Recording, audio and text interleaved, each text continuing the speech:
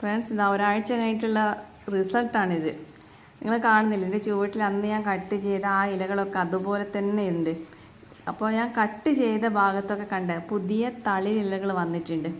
Cut ചെയ്യാത്ത കൊമ്പിൽ നിന്ന് ഒരു മാറ്റവും അതുപോലെ തന്നെ ഉണ്ട്. കട്ട് ചെയ്തതിനൊക്കെ പുതിയ തളിരിലകൾ വന്ന് മാവ് വളരാൻ തുടങ്ങി. അപ്പോൾ നിങ്ങളെ വീട്ടിൽ ഇതുപോലെ വളർച്ച മുരടിച്ച് നിൽക്കുന്ന മാവുണ്ടെങ്കിൽ നിങ്ങൾ ഇതുപോലെ ചെയ്തു നോക്ക്. പെട്ടെന്ന് തന്നെ പുതിയ ഇലകൾ വന്ന് മാവ് നന്നായി വളരുന്നത് കാണാം. അപ്പോൾ ഈ പരീക്ഷണം സക്സസ് ആണ്.